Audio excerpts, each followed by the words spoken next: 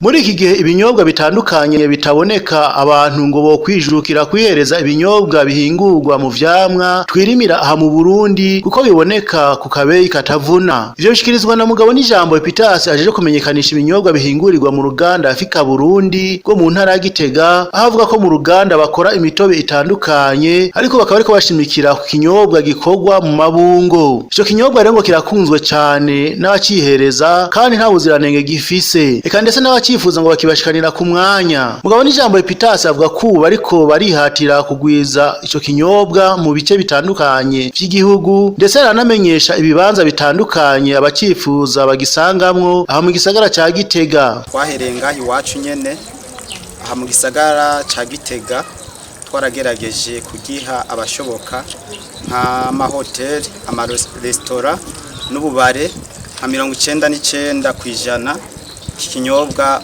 baragikunze, ariko tuzohavura dushikira 100% ko turabona ko n'abandi iyo pourcentage imwe nasigaje nayo nyene izoshikirwa dusange bose bagikunze 100%.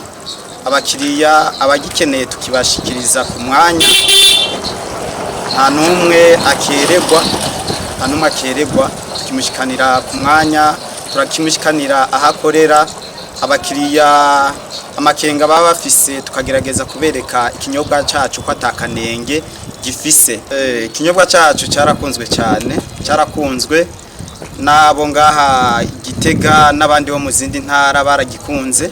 Turiko tugerageza no guhiga kugikwiragiza mu ntara zose zishoboka z'igihugu, kuko benshi baguma badusaba amademande ko twoshobora kuzibashikanira mu zindi ntara, kandi turi ku murimo tuzobikora. Amahoteli atandukanye yose yo ngaha Gitega kirimo za Iwacu Center, za Teresia Hotel, nka za Sunrise, Sunset n'ahandi mu mahoteli atandukanye. Mu bubare murashobora kugisanga ngaha kuri Supreme Bar, murashobora kugisanga muri za Mystique, mashobora kugisanga muri za Lenox n'ahandi heshi hatandukanye, haba VIP haba ahaboneka ko hasanzwe. Eka n'abafise amakenga kwibeyi arabahumuriza ko kiboneka ku kabeyi katavuna bivanye n'ubwoko bw'umutobe ubwo ari bwo. Umutobe wo mu bwoko bwa Nectare urangurwa ku giciro c'2,400 kw'icupa, uraheza ukagurishwa guhera ku mafaranga 2,000 gushika ku mafaranga 2,500 bivanye n'ibibanza ugurishirijwemwo. Ikarato y'amacupa 28 iranguzwa amafaranga 34,000, mu gihe naho ushoboye gusubiza amacupa ikarato irangurwa amafaranga 31,000. Eka n'umutobe wo mu bwoko bwa sirope ucangwa n'amazi urangurwa amafaranga 64,000 ikarato irimo amacupa 12, uheze ukagurishwa ku icupa giciro c'4,400. Ku biciro dufise actuelle kuko atakirahinduka, ikarato tuyitanga ku 34,000, nukuvuga irimo ubucupa 24. Ikarato yizo ziri mu macupa ameneka, umuntu ayikeneye turayimushikiriza vyoroshe hariho hose. Hariho n'iyindi irimo amacupa 12 niyo idiriwa, umuntu yihereza abanje kuyicanga n'amazi, nayo tuyitanga ku 65,000 ikarto. Ikindi ndokongera ko nuko kubakiriya bashobora kuturekiperera amacupa tukayagarukana muri entreprise, abo turashobora kubapunguriza ibeyi.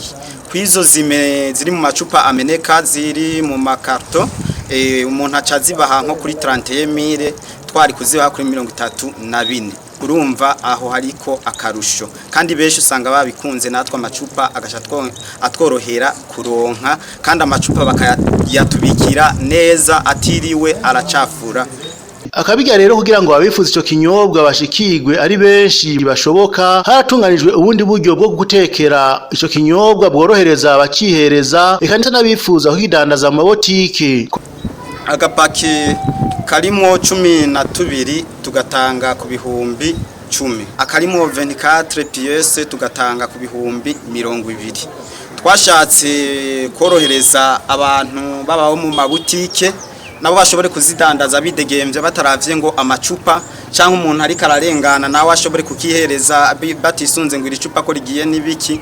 Twashatse kuborohereza kandi n'abashobora kuzitwara mu zindi ntara baze bazishikaneyo biboroheye. Kubifuza kugendera urwo ruganda boshika muri kate ya Nyabisindu, hama kubifuza kurangura yaba abakora imanza canke abadandaza boshika kuri depo iri hagati mu gisagara ca Gitega hafi y'ikibuga ca basketball aho bacururiza amagato. Mugabo n'ijambo Epitas avuga ko bafise umugambi wo kwagura akarere mu gushira ibirindiro mu ntara zitandukanye. Ntimucikwe rero abafise imanza na rirya ibinyobwa nk'ifanta bidakunze kuboneka muri gihe cici. Fika Burundi ihari ku bwanyu na Nyota Juice.